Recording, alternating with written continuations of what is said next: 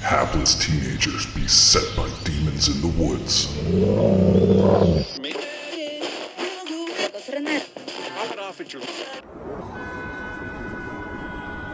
A strange new drug that turns art into murder.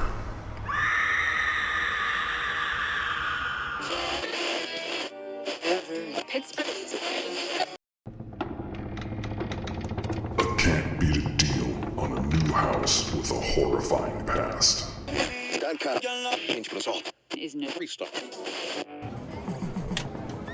video game that might usher in the apocalypse.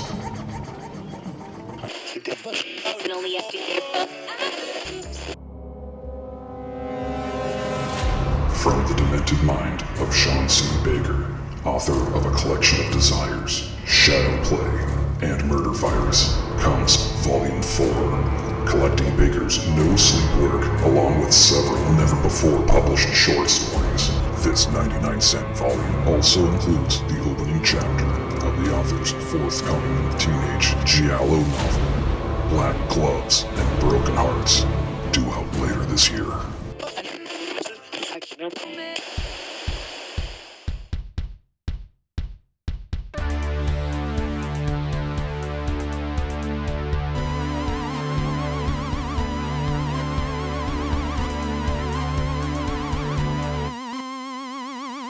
Hello, welcome to the Horror Vision Horror Podcast. Sticks and Stones. This is our folk horror discussion. My name is Sean. I'm John. I'm Ray. I'm Tori. And Tori, this was your pick. Tell us what movie we are going to discuss today. We are going to discuss 1970s Valerie and Her Week of Wonders. This is a Czech film adapted from a novel of the same name by Václav Nezval.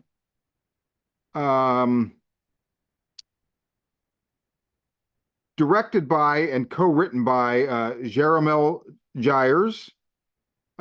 First version of the screenplay was written by Esther Krumbakova. Her husband was supposed to direct, and shit got politically unrest. That wasn't even a sentence. There was political unrest, and her husband, I'm forgetting his name right now, was kicked out of the studio, and so they hired Jaromil. And the weird credit that I couldn't really find anything about the dialogue on IMDb is credited to Jiří Musil. So I guess the percolating dialogue, like "your breasts are magnificent" or whatever, was written by this guy. So maybe some of my issues I can take up with this guy if he's still alive, but he's probably not. Tori, how did you discover this movie, and how did you come to like? I'm assuming that you really liked this movie, or that you felt it was worth talking about. So talk about your journey with the film, if you will.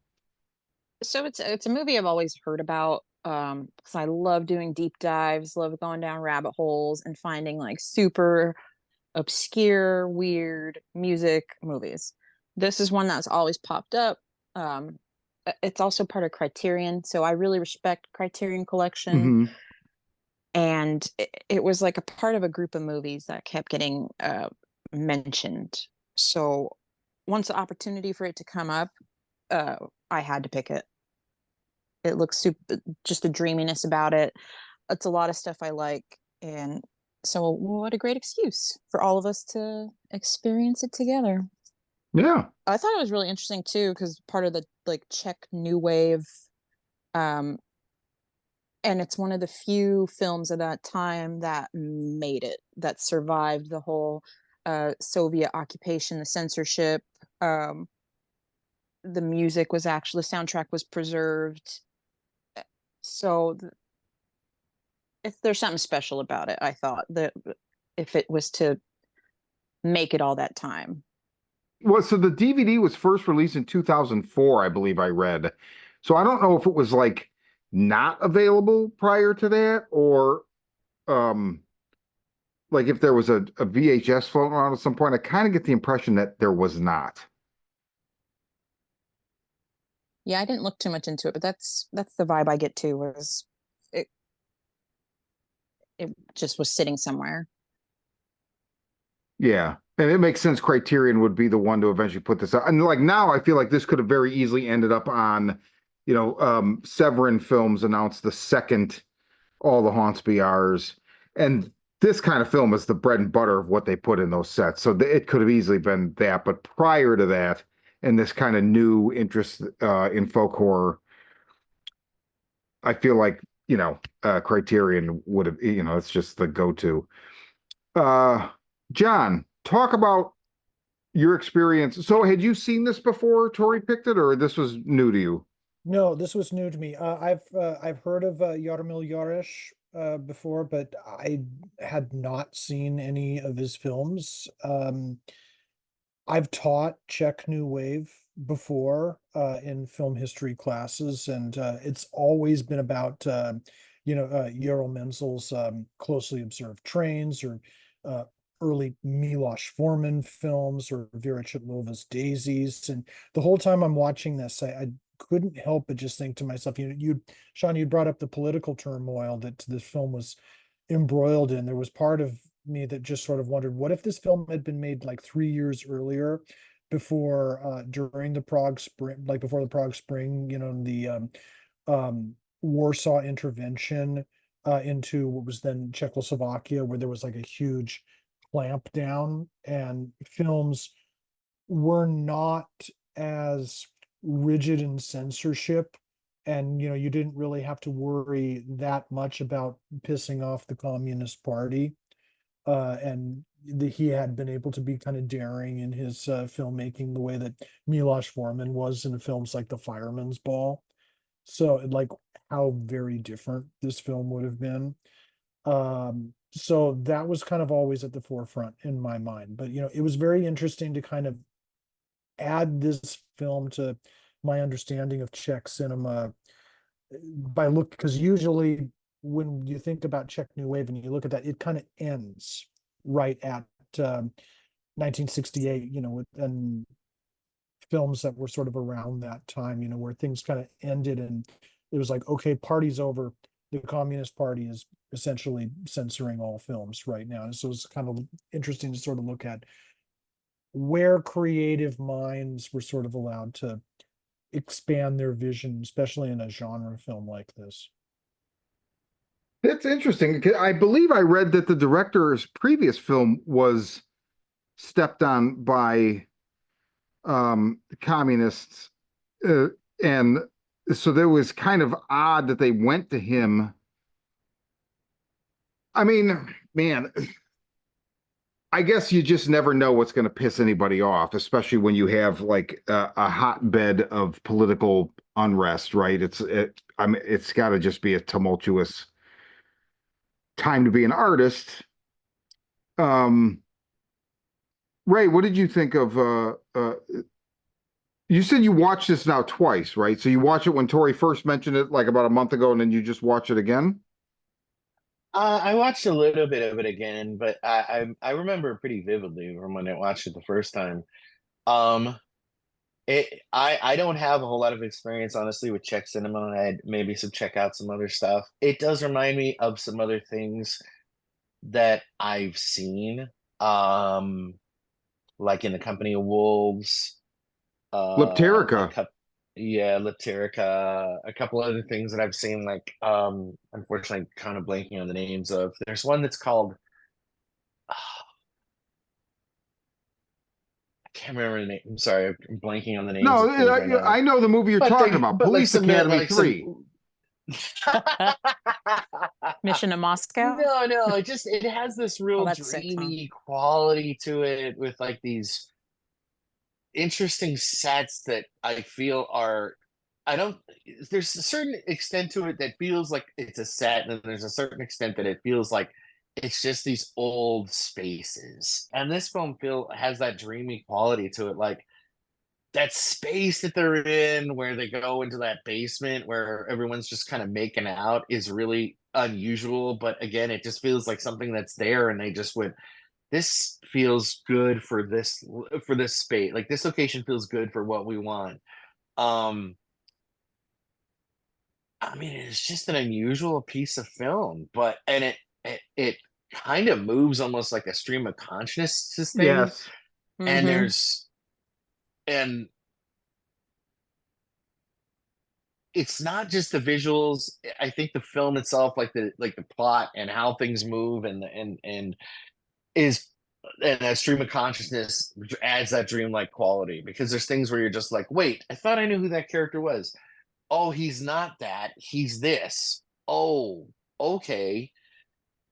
It vaguely. I mean, it's funny that it's called it, because the description even says call like horror, but it feels not so much horror, but definitely has folk horror qualities. Because I feel like, especially the vampire character, um, they keep referring to him as the Weasel. So like, it's very No, much the like polecat. Laterka.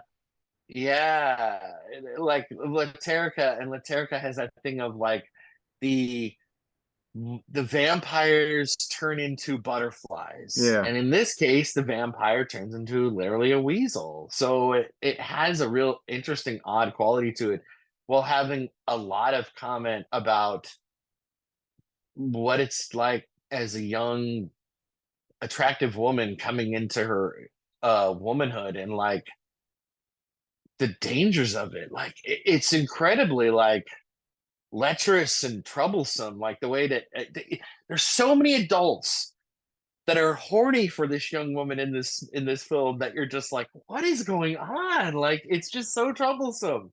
um and some of it is just literally males and their sexuality, and how, I guess, how dangerous male sexuality is.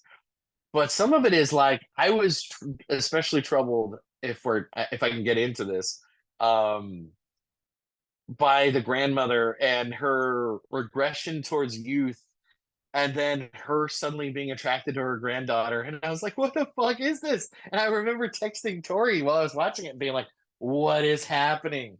And Tori pointed out, like, well, there could literally be that, and but there is also the comment on, she's attracted to her lost youth, and that's what Valerie has. And I was like, oh, that's a good point. So I feel like there's things that can certainly be looked at on a surface level, but there's also certainly things that are deeper level things, that when you have to dig into and be like, what is happening here? And like, what's the actual art commentary on it? And it's interesting. It's very interesting.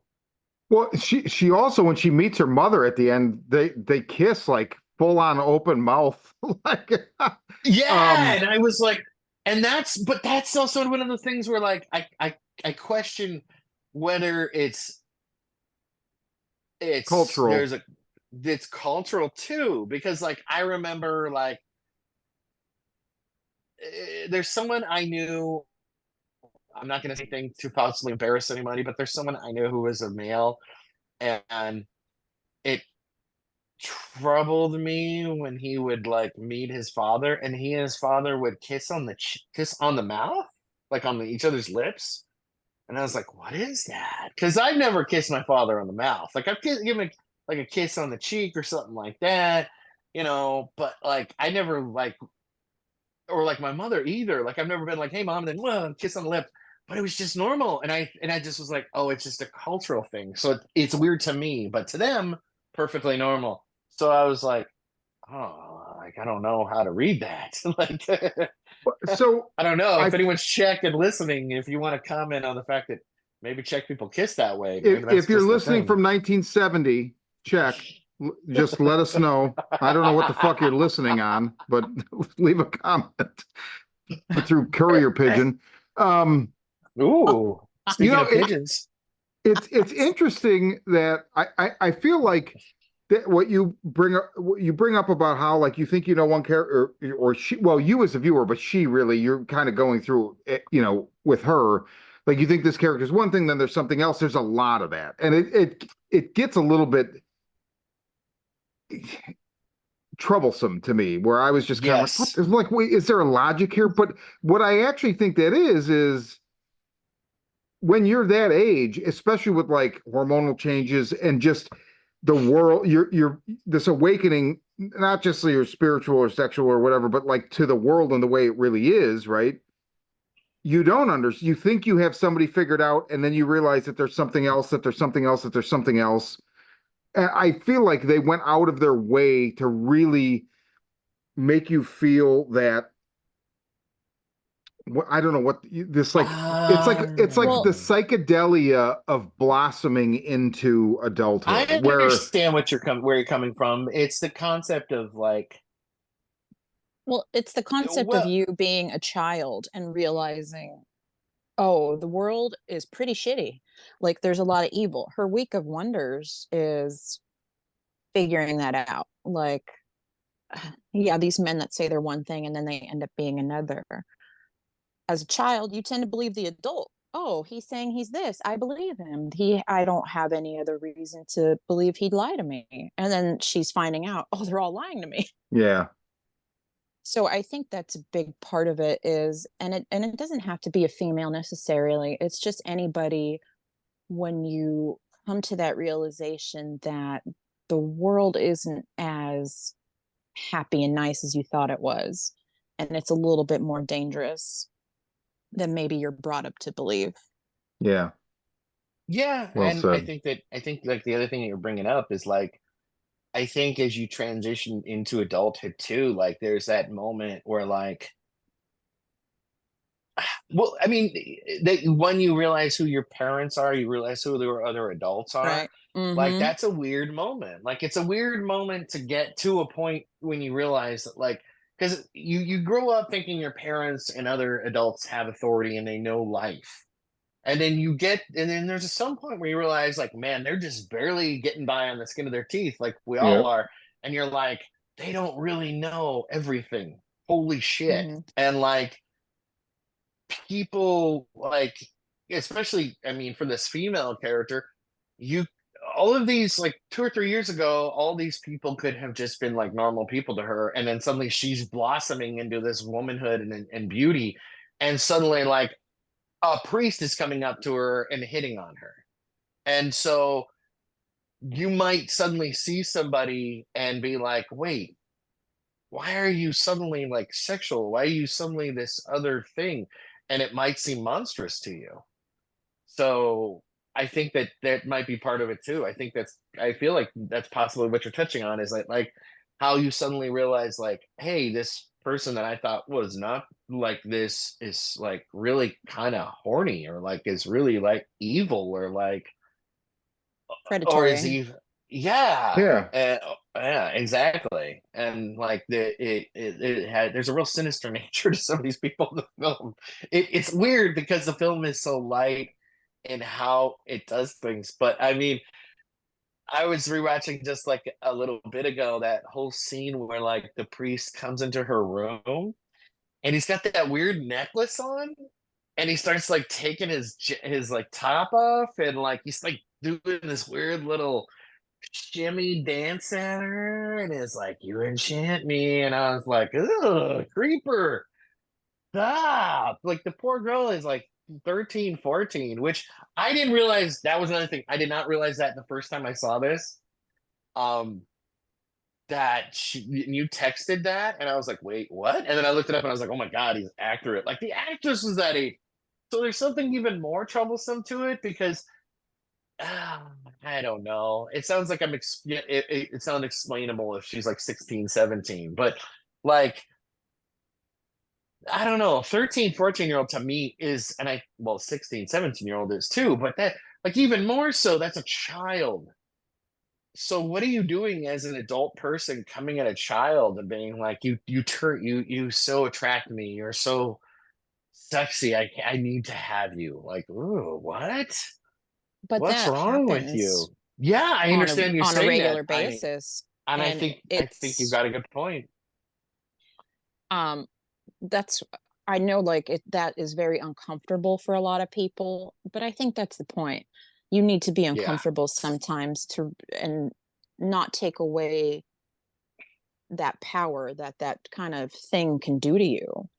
Don't fucking censor it. Show it. Show how ugly it is. Show how gross these people can be, especially to minors, and what people that age with these developing minds are going through with these adults that you are supposed to trust, you're supposed to believe, and they're the fucking undercover monster. What a great term you just coined. John? Undercover monster. I love it. About when I watched this film, about 5 minutes in, I just thought to myself, God, Guillermo del Toro must love this film. Good call.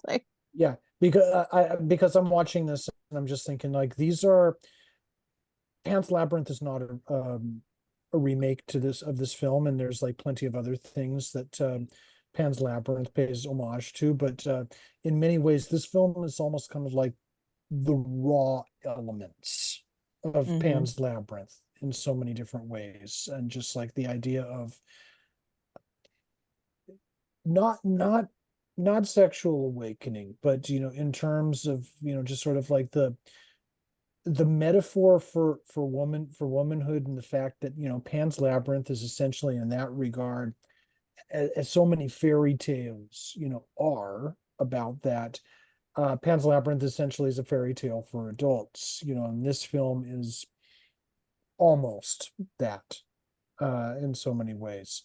I'm kind of curious, just overall for like those that haven't seen it, um how you'd rate it, how you think, what you think about it, because I mean I have some thoughts in that direction, but I'm just curious. The similarity of Pan's Labyrinth? I can No, see no, that. just film in general. Like, I def did you enjoy it? Oh yeah, and I think Yeah. it's something that should be watched maybe just once. Just because it is very aesthetically beautiful, even if you don't really want to read into the subtext of it all. I think it Yeah. is a beautiful, dreamy movie. And definitely watching it, you could see how other directors have been, I think, a little inspired by it.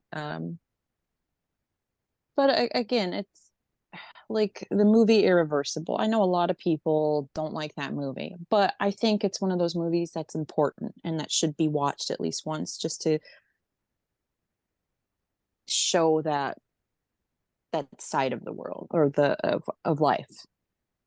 Yeah, I'm Tori, I'm with you on that one. I would also say I didn't love this film. I found similar, I guess, to others. I found it, maybe a little bit trying to get through on some level, but I appreciated it. But there were a lot of other films that it made me want to watch, and that truth be told, I'm probably going to end up watching this evening because of this, or sorry, not this evening, but this weekend, because of this film. And I don't mean that as a put down to this film. Um, some examples: Michelangelo Antonioni's La Ventura. It reminded me of that a lot, and I really, really want to watch that now. But there's one film, and for the listeners out there, I think this is a film that I highly recommend. One film that kept coming up in my mind over and over again while I was watching this film. Have either of you seen the film? It's a animated film from Japan, done entirely through watercolor, called Belladonna of Sadness. Yes. Yeah, No. Love it. This film reminded me a lot of Belladonna of Sadness. It would be a great double feature, I think. Yeah. Um, oh man, Belladonna. Tim, and it's the same too, because I really liked the soundtrack for Valerie, and I love the soundtrack for Belladonna. Yeah, me too. That's so crazy. Hmm. Highly, I'll add it to my list.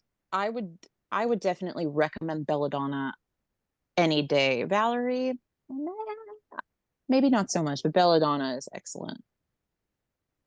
I was wondering too, do you think because of the time it came out with being sent with all the censorship, that the director intentionally hid a lot of symbolism and a lot of, because he's making he is, this movie is super anti-religion. I don't think that's Mm. hidden at all, though. You don't think it's I hidden? mean, Okay. I mean, I guess Well, maybe hidden to the untrained, that's what I was. That's a eye. better way of saying what I was struggling to say.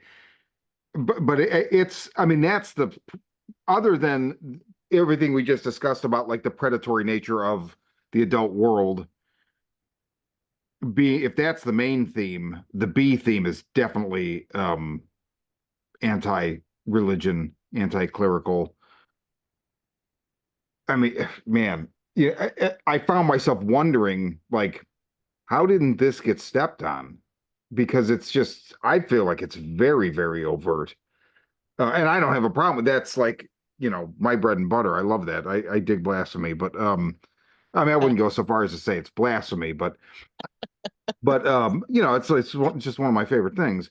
Sean, And can you cart that quote up and just put it on a loop for just as like a drop for future episodes?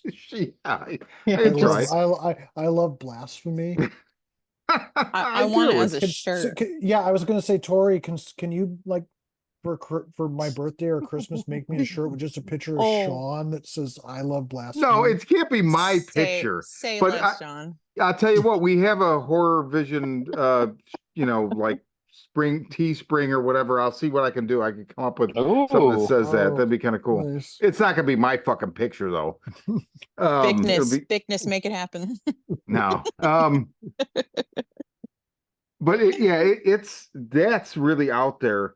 I like I had this film was trying, and not that it was attempting, it was trying. It was a tribulation for me. And I think I was not in the right state of, like, I watched what I thought was half of it. I text you guys like, oh hey, I'm like halfway in. It reminds me of Laterica. And then when I went back to it that night, I was like, oh, I'm not even like a quarter of the way through. So I had this running thing. But I think that has been part and parcel of just the way my day and my scheduling has been recently. I've been forced to do things, and I hate fucking doing this. Watching a movie in chunks, I fucking hate it. It robs Hmm. me. It robs the goddamn movie. But so I watched 3/4 of it that night. It was 2 nights ago, and I just had a hard time with it. And but the thing that really, like, it really freaked me out. So I agree with you, Tori. Put it out there. Like, don't censor the whole idea that it's predatory, whatever, with children. I don't want to see a fucking topless, naked 14-year-old girl being fondled by an adult priest. I don't Hmm. want to see it. And that was when I was like, wait a minute. I knew looking at the girl from the very beginning. I'm like, this is a child. I knew she was. I mean, and so that really, really bothered me. And I understand it's 1970, and I understand that it's Czechoslovakia, nothing against that part of the world. I'm just saying. Also, it's 1970. Like Jimmy Page was in love with Joni Mitchell and made no bones about it, and she was like 15 or something, right? I mean, I don't know if they were actually like ever together or whatever, but point being, there was a different perspective, and now I just feel like you look at this girl and it's like she's a child. So it's fine if they make me uncomfortable as far as like the way that they tell that story, but that was so just wow. Like, and I had a really hard time recovering my viewing from that.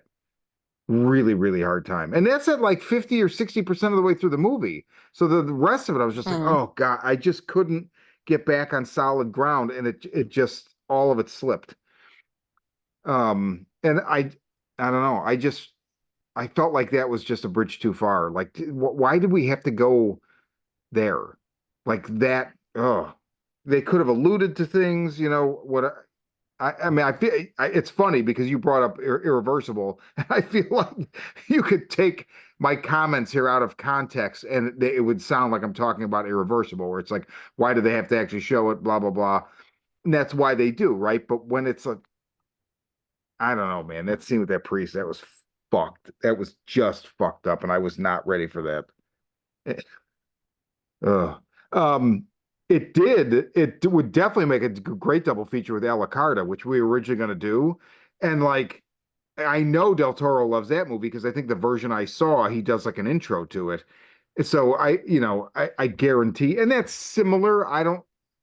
It's not, it doesn't quite go to the length that this movie does as far as that is concerned, but it's a lot of similar themes, you know.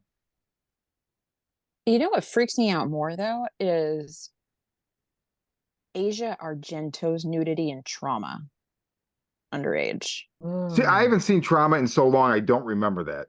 But That like I don't just her being directed by her father to do a well, nude yeah, scene at yeah. like 16 and she didn't want to do it and he made her do it like that fucking they both make me really uncomfortable but that just really fucking irks me because I forgot all about that rewatched Trauma and then I went oh fuck what have I done. Well, and what's funny is so Trauma is 93. The church, Michele Soavi's The Church is 89.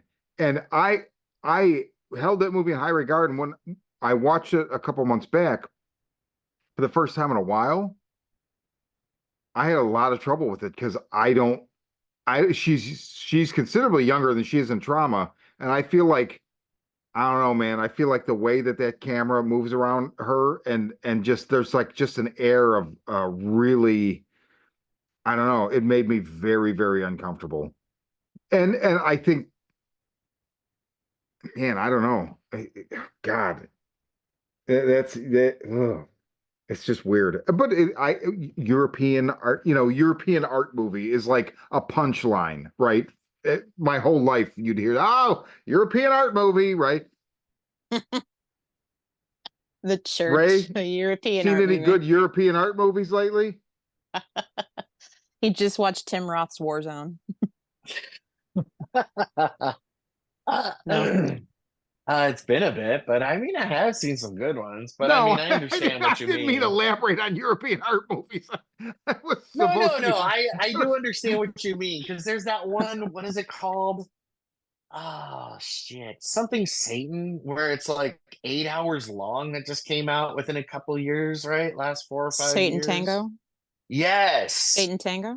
That's Yeah, older movie, right? 6 hours it's long.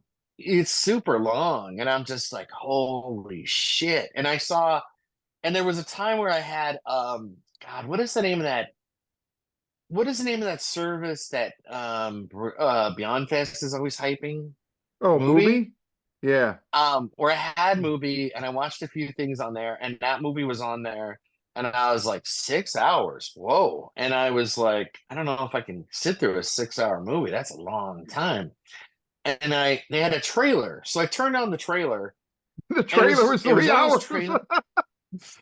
Well, that's the thing, is the trailer was one of those things where it wasn't even a movie, it wasn't even a trailer that encapsulated the film. It was just a slice of a scene from the movie. Yeah, okay. And the trailer was no bullshit. This 2 minute long sequence of someone walking down a road. And I was like, Sounds this very is the European. trailer? And I was like, this is supposed to like grab me and make me go, yeah, let's check out this movie. And I was like, well, if that's what the movie's like, I guess this is honest. Like shit. Like it was one of those things where I felt like, does editing exist? And I was like, oh boy. And from what I've heard about the film and some others, like especially by that director, like his stuff, like he goes for raw realism to the point of like, well, if it takes the character 15 minutes to walk from his home, from his cabin to the village, then I want to show that because that's what these people live. And I was like, ooh, that's intense. Uh, like I don't know if I'm ready for that. Like, at least this has editing and like, we don't have to watch things unfold in such a realistic manner.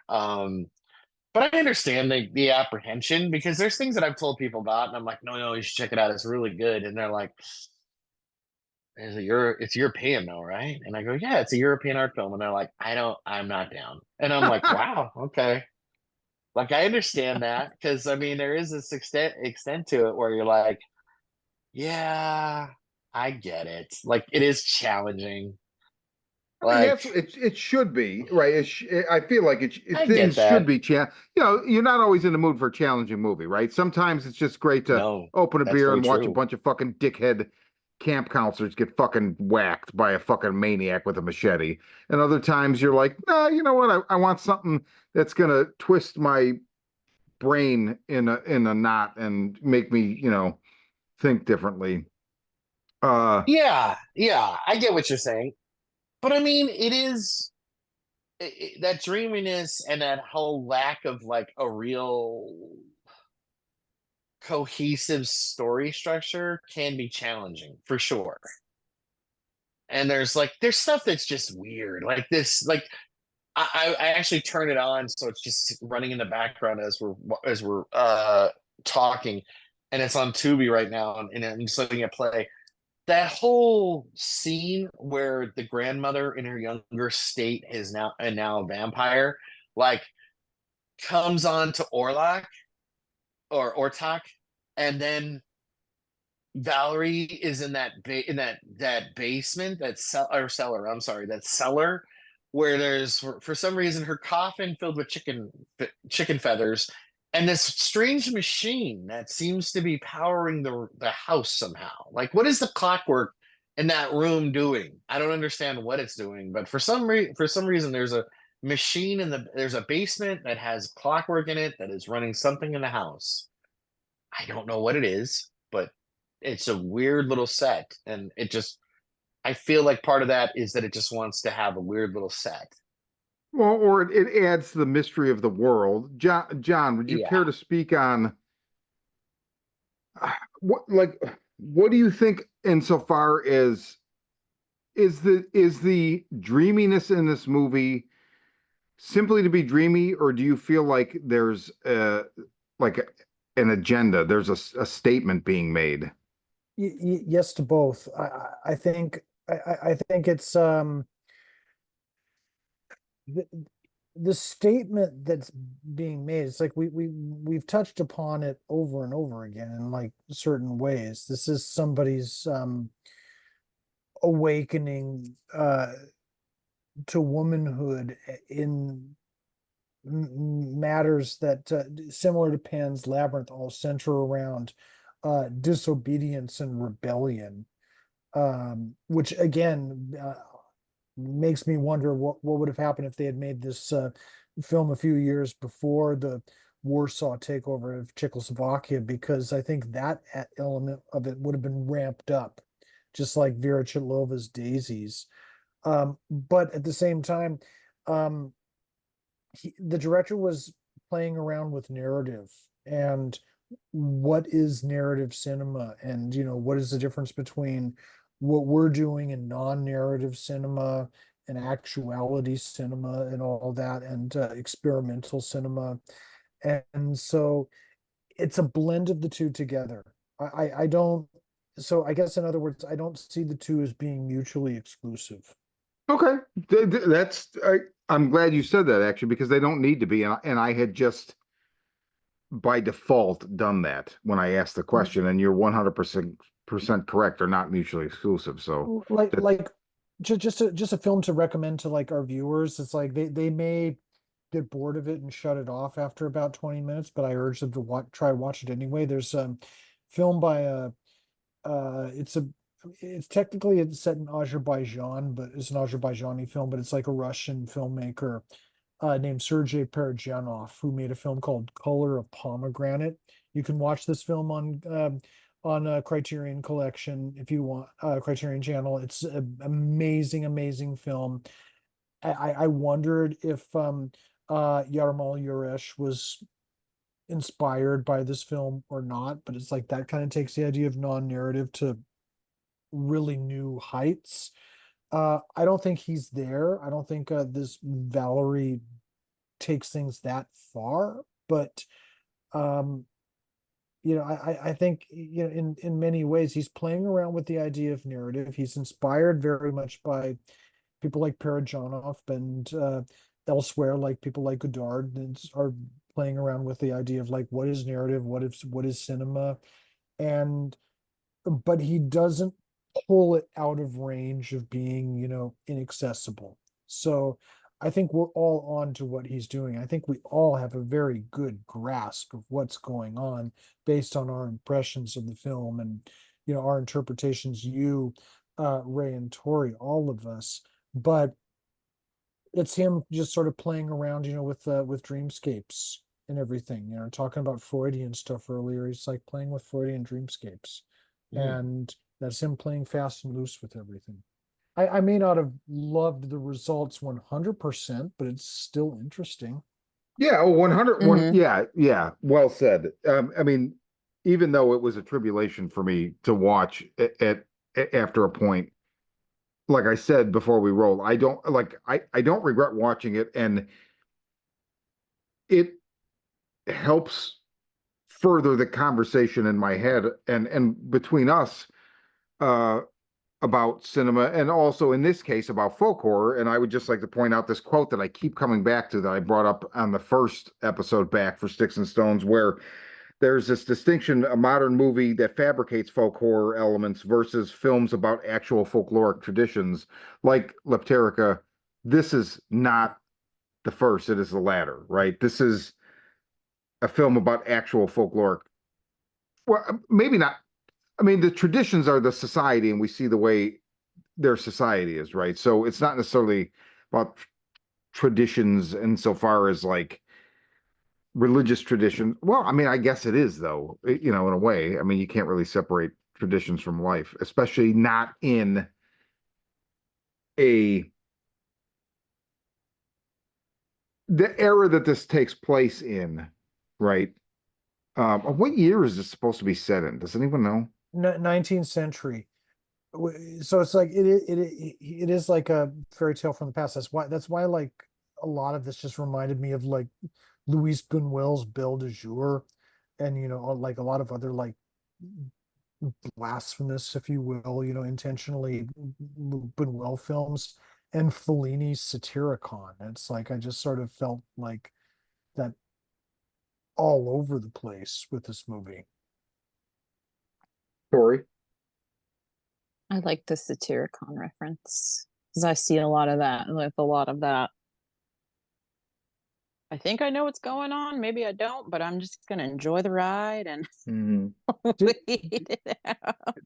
and Shakespeare too. I mean, we got like moments with like towards the beginning where I felt like, yeah, this is like where she's like drenched in the water. I was like, oh my God, that's like Ophelia from Hamlet. Oh, interesting. I think it'd be a good if somebody wanted to get into that kind of arty cinema. I think this is an easier one to maybe step into. Yeah. Besides the her being a minor and that uncomfortable and weirdness. I think 'cause it's a shorter movie and it's a little bit easier.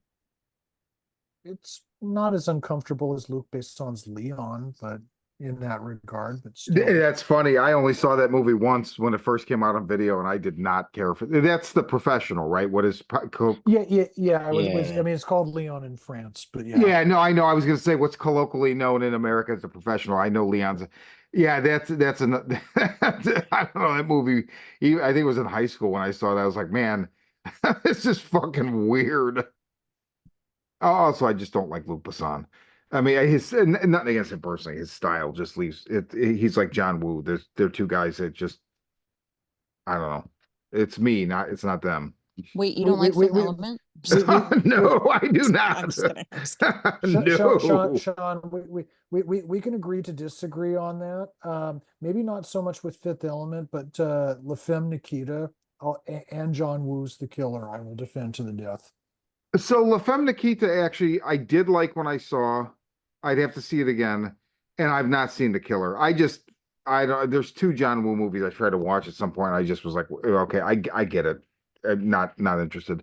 Um, yeah, I think my big thing with Luc Besson was like literally The Fifth Element made me want to fucking just kill the world. I just fucking hated it so fucking much. I All hate right. every fucking moment about that movie. Everything. All Everything. right. Sorry.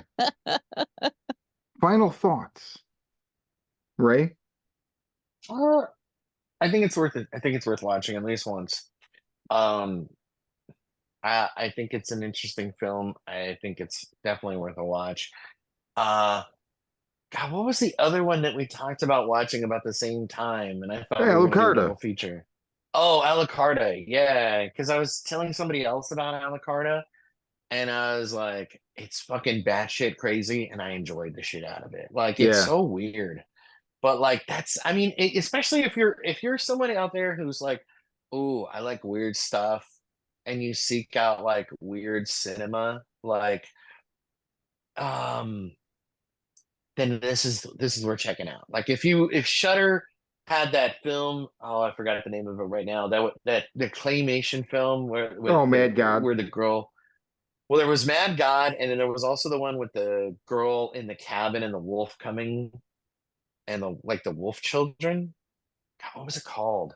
It was an unusual film, but it was worth checking out. Um, The it's worth checking marsupials. out. No, I'm just kidding. if I remember, it was Howling 4. I mean, Howling 3, the marsupials. I would have said that because I fucking love that movie too.